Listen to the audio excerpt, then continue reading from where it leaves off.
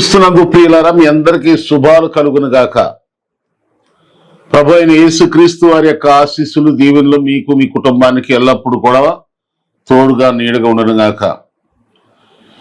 యేసు క్రీస్తు ప్రభు చెప్తే ఆయన చెప్పినటువంటి మాట వింటే సకల దరిద్రాలన్నీ కూడా పోతాయి. సర్వ దరిద్రాలు, సకల దరిద్రాలు పోవాలంటే పేదరికం, కొదువ, ఆకలి, లేమి, ఇంకేమన్నానండి, అవన్నిటి నుండి విడుదల పొందాలంటే యేసు ప్రభు చెప్పినట్టు చేయాలి. దేవుడు చెప్పినట్టే చేయాలి. ఓ రోగం తగ్గాలంటే డాక్టర్ చెప్పినట్టు వినాలి, చెయ్యాలి. అలాగే మీ సకల దరిద్రతల నుండి విడుదల పొందాలంటే, సర్వదరిద్రత నుండి విడుదల పొందాలంటే దేవుడు చెప్పినట్టు, యేసు ప్రభు చెప్పినట్టు వినాలి. ఆయన చెప్పిన, ఎందుకంటే ఆయన శ్రీమంతుడు, సర్వ సృష్టికర్త, సర్వశక్తిమంతుడు గనక నిన్ను సింహాసనాల మీద కూర్చోబెట్టి ధనరాశులతో నిన్ను సంతృప్తిపరిచి, అన్నపానాలతో నిన్ను తృప్తిపరిచి, వస్త్రాలు, ఆరోగ్యం, దీర్ఘాయుషు దయచేసి సకల విధాల సకల మేలులతో నిన్ను దీవించి కాపాడేవాడు యేసుప్రభే కనుక యేసుప్రభు చెప్తే నీ సకల దరిద్రం పోతే. దానికి నేను 3 విషయాలు నేను ఈ సమయంలో మీకు చెప్తా. యేసు చెప్పినట్టు చేస్తే నీ జీవితం ఇప్పుడే మారిపోతుంది. నీ స్థితిగతులు దేవుడు ఇప్పుడు మారుస్తాడు. వినండి ఈ సందేశం. దరిద్రం పోవాలంటే ఏం చేయాలి? నిన్ను పట్టిన దరిద్రం నుండి విడుదల పొందబడాలంటే ఏం చేయాలి? మొట్టమొదటిగా మనం చూద్దామా బైబిల్ గ్రంథంలో. చూడండి, రాత్రంతా శ్రమ పడ్డారు శిష్యులు. వారు అప్పుడు శిష్యులు కాల. పేతురు, యోహాను, యాకోబు అనేటువంటి వారు ఉన్నారు. లూకా సువార్త 5:4-6 వచనాలు అన్ని చూస్తే, లూకా సువార్త 5:4-5-6 వచనాలు కూడా మనం చదివితే అక్కడ మనం చూస్తాం, ఒక వేటగాళ్ళు వాళ్ళు రాత్రంతా ప్రయాసపడుతూ వాళ్ళు వేటాడారు. చేపల వేటకు వెళ్తే రాత్రంతా ఎంత ప్రయాసపడ్డా కానీ వాళ్ళకు ఒక చేప కూడా దొరకక ఉదయాన్ని వాళ్ళు ఒడ్డున, సముద్రం ఒడ్డున కూర్చుని వాళ్ళని శుభ్రం చేసుకుంటా, కడుక్కుంటా, ఉసూరుమంట, ఎంతో దీన స్థితిలో, చాలా ఏం చేయాలి, ఎంత పేదర స్థితి తలుచుకుంటూ, అయ్యో రాత్రంతా ప్రయాసపడ్డాం, ఒక్క చేప అయినా దొరకలేదు ఏంటని చెప్పి వాళ్ళకు బాధతో, ఎంతో బాధతో వలలన్నీ కూడా కడుక్కుంటూ ఉన్నారుగా యేసు ప్రభు వారు వెళ్ళి యేసు ప్రభు వారు ఏమన్నారంటే, మొదటగా మీ ధోని నాకు కొంచెం ఇవ్వండి, మీ ధోనిలో నిలబడి నన్ను వెంబడిస్తున్నటువంటి ప్రజలందరికీ స్వార్థ వాక్యం చెప్తాను, కొంచెంసేపు ధోని ఇవ్వండి అంటే ధోనిచ్చారు. వాళ్ళు గుర్తుపెట్టుకుని ధోనిచ్చారు. ధోని ఇచ్చి నా తర్వాత యేసు ప్రభు వారు వెంబడి వస్తున్న ప్రజలందరికీ ఆయన వాక్యం చెప్పి అనేక మందిని స్వస్థపరిచి ప్రజల అందరిని కూడా ఆశీర్వదించి పంపించాడు. ఆ తర్వాత యేసు ప్రభు వారు ధోనిచ్చినటువంటి వారితో అంటున్నాడు, రాత్రంతా వేటకెళ్ళి ఏమి లేకుండా ఒడిచేతో కూర్చుని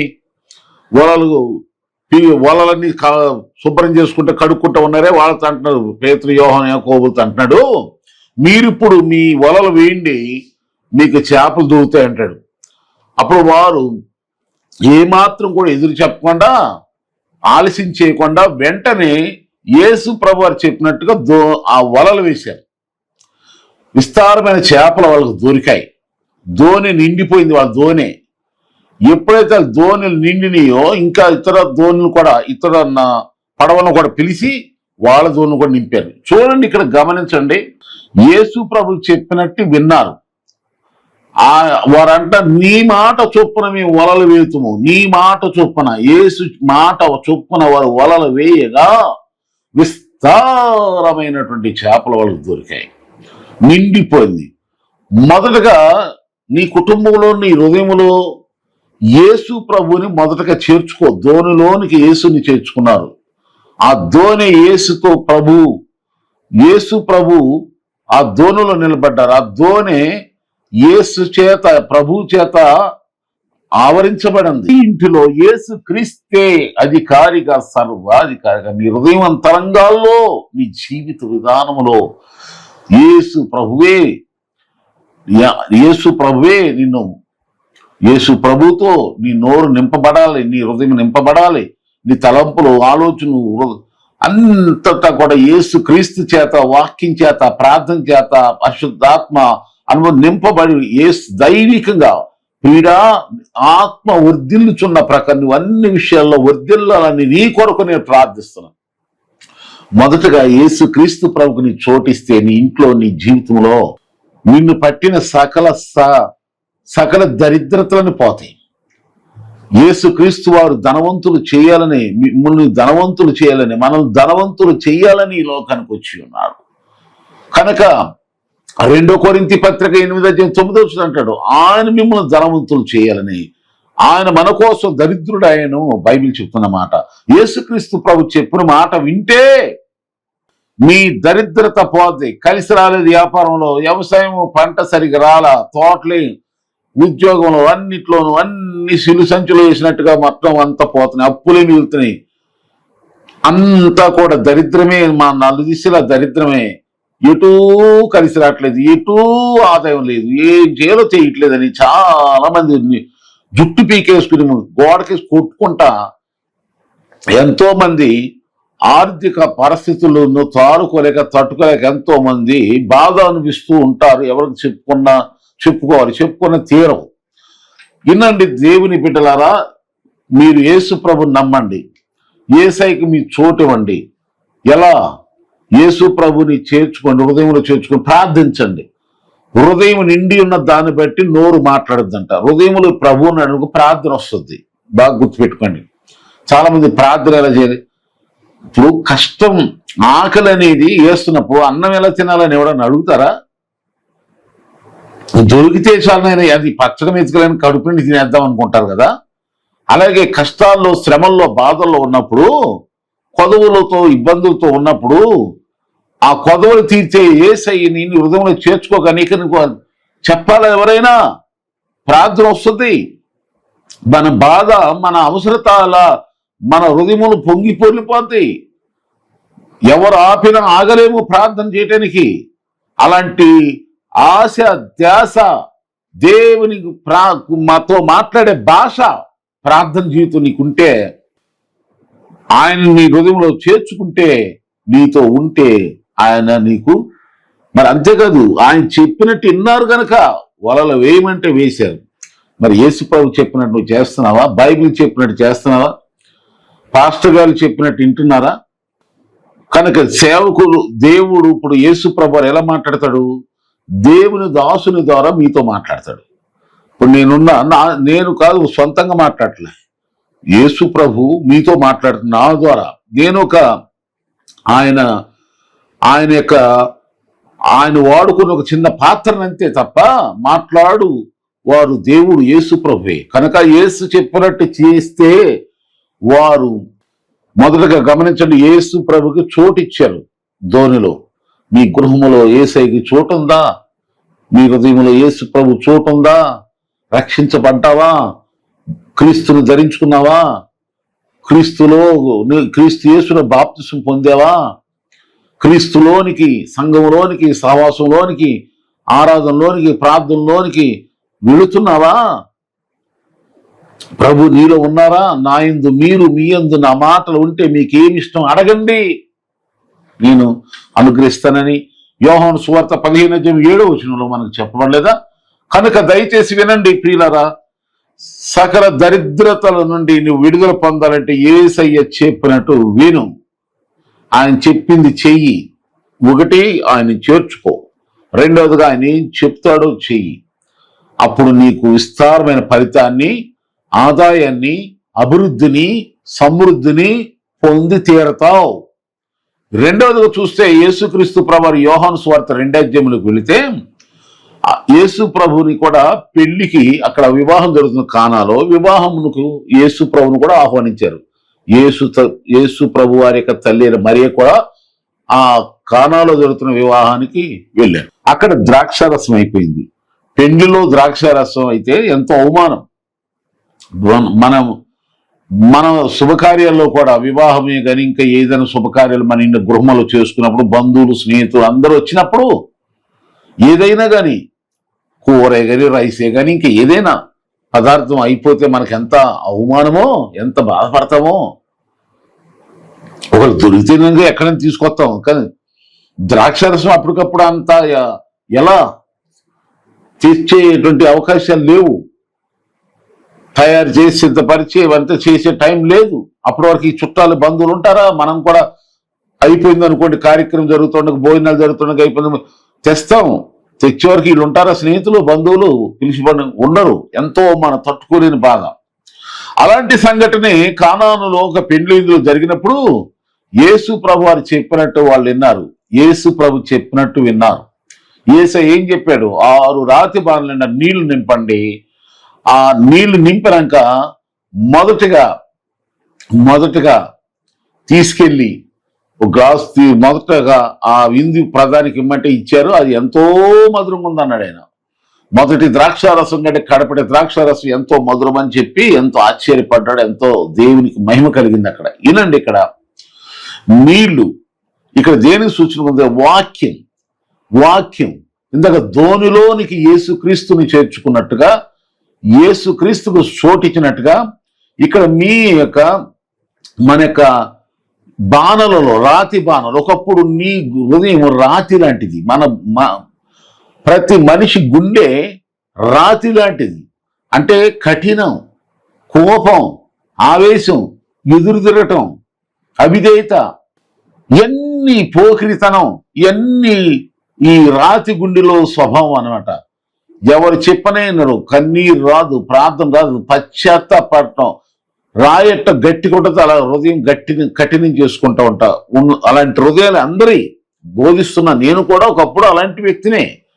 కానీ యేసుక్రీస్తు ప్రభుని మనం చేర్చుకున్నప్పుడు, యేసుక్రీస్తు లేఖనాలు చదువుతూ ఉన్నప్పుడు హృదయం మనస్సు విరిగి నలిగి కరిగి తగిన హృదయంతో విరిగిన మనసుతో ఆయన సన్నిధానంలో పశ్చాత్తాపడి ప్రార్థన చేసుకునేటువంటి అలాంటి స్థితి లేఖనముల ద్వారా, బైబిల్ చదవటం ద్వారా వస్తుంది. వాక్యం ఎప్పుడైతే మనలో ఉంటుందో, వాక్యం మనలో ఎప్పుడైతే దేవుడు మనలో ఉంటాడు. ఈ వాక్యం మనల్ని సరిచేస్తుంది, ఎంతో శాంతిని సంతోషాన్ని ఇస్తుంది.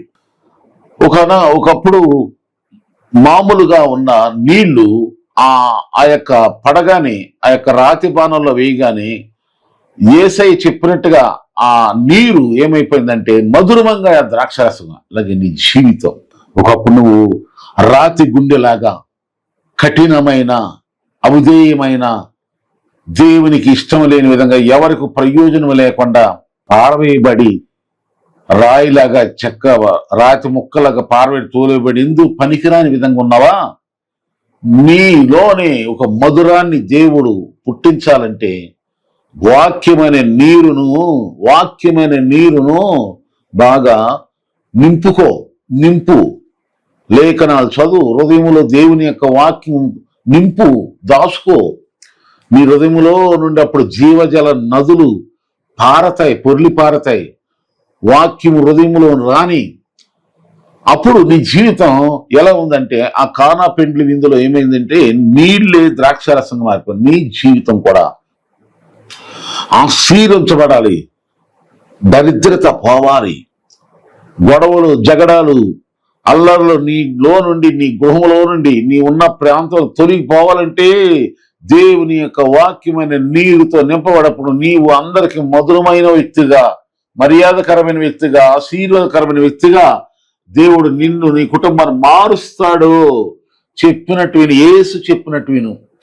కులము, మతము అవి ఇవి నీకేం కూడి పెడతాయా? నిన్ను రక్షిస్తాయా? నిన్ను మారుస్తాయా? నీ కుటుంబ స్థితిని ఆలోచన చేసుకో. ఎవరు మాట వింటున్నావు? యేసు ప్రభు చెప్పినట్టు వింటున్నావా? మరియమ్మ అంటుంది, ఆయన ఏం చెప్తాడో చేయండి అని. కన్న తల్లి మరియగా అమ్మగారు యేసు ప్రభు విషయమై అక్కడ ఉన్నటువంటి పని వాళ్ళతో ఆ పెండు వారితో చెప్తుంది, ఆయన చెప్పినట్టు చేయండి. ఈ రోజున దేవుని సేవకునిగా చెప్తారు, మీరు యేసయ్య చెప్పినట్టు నీవు నడువు, చెయ్యి. బైబిల్ చెప్పినట్టు విను. ఎవడు చెప్పింది ఎవరైనా పెద్దలు చెప్పిన, పాస్టర్లు చెప్పిన, ఎవరు చెప్పిన బైబిల్ ప్రకారం ఉంటేనే, ఈ బైబిల్ ప్రకారం ఉంటేనే నమ్ము. బైబిల్ ప్రకారంగా లేకుండా ఎవరు చెప్పినా, అపోస్తలుడు పౌలు గారు అన్నట్టు పరలోకం నుండి ఒక దేవదూతే దిగొచ్చి చెప్పినా నమ్మొద్దు అంటున్నారు. అంతకంటే శ్రేష్టమైన మాట మనకి. అందుకని లేఖనం, వాక్యం నింపబడు, వాక్యం బాగా చదువు, విను, ధ్యానించు. నీటి కాలువలు ఎవరన ఒక చెట్టు ఉంటే ఎలా ఫలిస్తుందో అలా నీకు ఫలిస్తావు. ఆర్థికంగా, ఆత్మీయంగా, భౌతికంగా అన్ని విషయాల్లో నీవు వికసిస్తావు, ప్రకాశిస్తావు, ఫలిస్తావు. వినండి, ఇది యేసై చెప్పినట్టు వినండి. ఇప్పటివరకు ఎవరి మాటలు వాళ్ళ మాటలు మోసపోయి చెడిపోయాము. ఇప్పుడైనా యేసుప్రభు మాటని సకల దరిద్రతను తొలగించబడతాయి. మొదటగా యేసు చెప్పినట్టు విని వలలు వేయగా విస్తారమైన చేపలతో వాళ్ళు దీవించబడ్డారు. దరిద్రాన్ని వాళ్ళు తొలగించుకున్నారు, దరిద్రం పోయింది. అలాగే యేసు చెప్పినట్టు వీళ్ళు విన్నారు. కానాను పెండి ఇందులో నీళ్ళే మధురంగా ద్రాక్షరసంగా మారిపోయి, అక్కడ క్రీస్తును ధోనిలోకి చేర్చుకున్నట్టుగా నీవు గుండెల్లో చేర్చుకో. ఇక్కడ బాణంలో, రాతి బాణంలో నీళ్లు నింపినట్టుగా దేవుని యొక్క వాక్యం చేత నీ హృదయం నింపుకో. అప్పుడు దేవుడు చెప్పినట్టు వింటావు. దేవుడు నీ స్థితిని మార్చేస్తాడు, ఆశీర్వదకరంగా చేస్తాడు. ఇక మూడో సందర్భం ఏంటంటే, అరణ్యములో ఆహారం అయిపోయింది. యేసుప్రభు దగ్గరికి వచ్చారు. ఆయన బోధ విన్నారు, 3 రోజులు ఉపవాసాలతో విన్నారు, మైమరిచి విన్నారు. కానీ వాళ్ళు ఉపవాసంతో విన్నారు, ఆకలి మంటతో ఉన్నారు.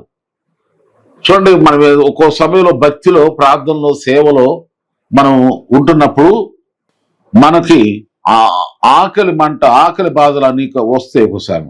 కానీ అక్కడ ఏం జరిగిందంటే, శిష్యులను యేసు ప్రభువారు అన్నారు, అక్కడ 5,000 మంది పిల్లలు స్త్రీలతో లెక్క లేకుండా 5,000 పురుషులు అన్ని వేల మందికి మీరు భోజనం వడ్డించండి అంటే, శిష్యులు ఏమన్నారంటే, ఇది సరిపోదు, అరణ్య ప్రదేశం అని, సాధ్యం కాదని చెప్పారు యేసు ప్రభుకి. అప్పుడు యేసు ప్రభువారు ఏమన్నారు, మీ వద్ద ఏమైనా ఉన్నదా అని అడిగింది. ఎవరి దగ్గర ఏమైనా ఉందా అంటే, ఒక పిల్లవాని దగ్గర 5 రొట్లు 2 చిన్న చేపలు ఉన్నాయి అన్నప్పుడు వాటిని తీసుకొచ్చారు. యేసు ప్రభువారు వాటిని ఆశ్రయించగా అనేక వేల మంది తిని తృప్తి పొందారు. ఇక్కడ గమనించండి, ఇక్కడ ఏం జరిగింది, ఆ కరువు నుండి, ఆకలి మంట నుండి వాళ్ళు విడిపించబడటానికి వాళ్ళు చేసిన పని ఏంటంటే, ఇక్కడ కూడా యేసు ప్రభు చెప్పినట్టు వాళ్ళు విన్నారు. యేసు ప్రభు చెప్పినట్టు శిష్యులు చేశారు. యేసు ప్రభు వారు వారిని ఏం చెప్తే అది చేశారు. ముందు డౌట్స్ వ్యక్తపరిచారు, సందేహం వెలబుచ్చారు. కానీ తర్వాత యేసై చెప్పినట్టే వాళ్ళు విన్నారు. అప్పుడు జనాన్ని సంతోషంగా, సమృద్ధికరంగా యేసు ప్రభు వారు కృప ద్వారా నడిపింది. ఇక్కడ మనం దేని బట్టి అర్థం చేసుకోవాలి, యేసు ప్రభు వారి యొక్క నాయకత్వంలో నడిపించబడు. యేసు ప్రభు వారి లీడింగ్ లో ఉండు.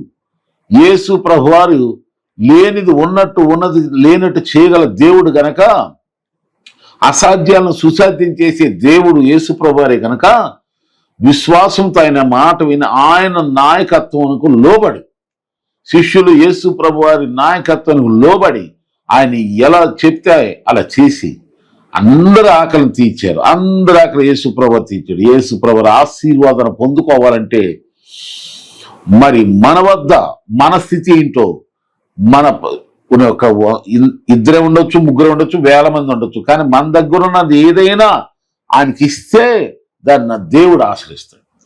ఏలియా కాలంలో ఒక ఎదవరాలు కరువు కాలం వచ్చింది, కొంచెం పిండి కొంచెం నూనె ఉంది, చివరిసారిగా తిని చనిపోవాలని తన కొడుకుతో సిద్ధమైంది. ఏలియా ఏమన్నాడంటే, నీ వద్ద ఉన్న ఆ పిండితో ఆ నూనెతో మొదట అప్పం నాకు పెట్టు, తర్వాత నీవు నీ కొడుకు తినమన్నప్పుడు మొదటగా ఆమె కూడా అభ్యంతరపరిచింది. అయ్యా కొంచెం ఏం లేదు బాబు, కొంచెమే నాకు పెట్టు అన్నాడు. ఏలియా మాట ప్రకారం ఆమె చెప్పిన ఆ విధవరాలు, ఏలియా అనే దైవజనుడు ప్రవక్త చెప్పిన మాట వింది. మొదట అప్పం ఆ దైవజనుడని ఏలియాకు పెట్టినప్పుడు ఏం జరిగింది, ఆ యొక్క పిండి అలాగే నూనె ఎక్కువ అయిపోయి అనేక జనములు ఆమె ఇంటి వారు తిన్నా సరిపోయిన మిగిలిపోయింది. దేవునికి నువ్వు ఇవ్వవలసిన విధంగా ఇవ్వు. నీ వద్ద ఎంత ఉంటే అంత ఇవ్వు. యేసుప్రభువు అడుగుతున్నాడు. యేసుప్రభువు ఆకాశం నుండి ఆ మన్నాను కురిపించలేడా? ఆహారం పుట్టించలేడా? చేయగలడు. కానీ మన వద్ద ఏమైనా ఉందా అంటే, మనం ఇచ్చే హృదయం మనకుందా? దేవునికి ఇచ్చే మనసు ఉందా? మన వద్ద ఉన్న దాన్నే దేవుడు అధికంగా ఆశ్రయించాలని చూస్తున్నాడు. నీ దగ్గర కొంచెమే ఉంది, ఆ కొంచాన్నే దేవుడు విస్తారంగా ఆశ్రయించాలని నేను చూసుకుంటున్నాడు. కనుక నీకున్న దానిలో నేను నమ్మకంగా ఉండు. కొంచెం చిన్న జీతమే కదా అని దశంభాగాలు దొంగతనం చేయమాకండి. ప్రథమ పొలములే కానీ అనుకున్న మొక్కుబడే కానీ ఎవరింటారులే, నేను ఇవ్వకపోతే ఏ పాస్ గారు అడుగుతాడు నన్ను అనుకోమాను. నీ వద్ద ఉన్నది, నీకు కలిగినది, నీవు దేవునికి ఇవ్వవలసిన విధానంలో ఆయన చెప్పిన నాయకత్వం, అది పద్ధతి అనమాట. లోబడు.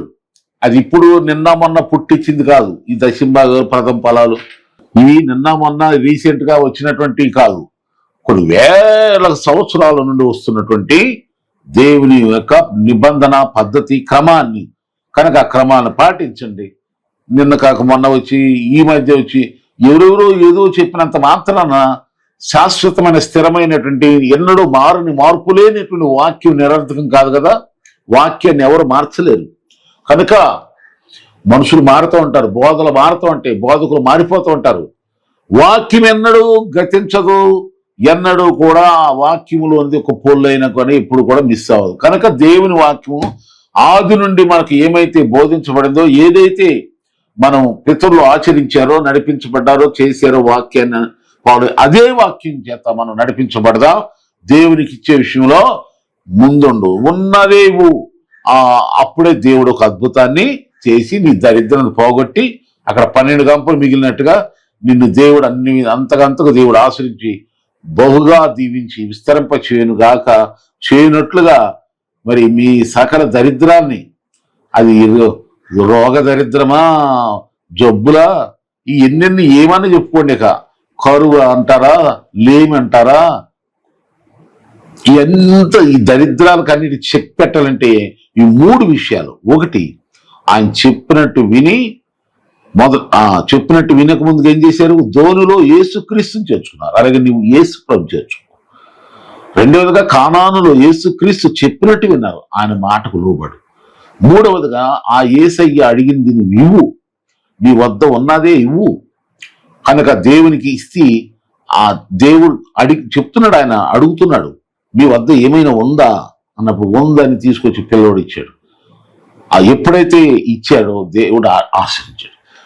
ఈ 3 విధాలుగా మనం ఆలోచిస్తే ఆ యేసయ్య చెప్పినట్టు విని గొప్ప ఆశీర్వాదం పొందుకున్నారు. మిగిలిపోయినంత సమృద్ధి, ఎంతో గొప్ప దీవెన పొందుకున్నారు. అలాగే మీరు మీ కుటుంబం కూడా వర్ధిల్లాలి, దరిద్రం నుండి విడిపించబడాలి, కొదవుల నుండి విడిపించబడాలి, పేదరికం నుండి, ప్రతి సమస్య నుండి, ఆర్థిక సమస్యలే కానీ మానసిక సమస్యల, రోగ సమస్యలు, దయ్యాలు, దురాత్మల సమస్యల, ఏమి చుట్టుపడి ఉక్కిరి బిక్కిరి అవుతున్న వాటినన్నిటిపైన నీకు విజయం పొందాలంటే యేసు ప్రభువు చెప్పినట్టుగా ఈ 3 సంఘటనల్లో ఆయన వాళ్ళు ఎలా చేసి దీవించబడ్డారు, మీరు అలా దీవించబడాలి. దేవుడు అలాంటి కృపను మీకు అనుగ్రహించును గాక. మీకు ఏమైనా ప్రార్థన అవసరం నాకు ఫోన్ చేయండి. నా నెంబర్ మీరు తీసుకోండి, రాసుకోండి. అలాగే మెస్సియా స్వరం అనేటువంటి పరిచయంలో మీరు మీ వంతు సహకారాన్ని అందించి దేవుని సేవలో పాలు పొందండి. దైవ దీవులు పాత్రులు కండి. God bless you all. Praise lord.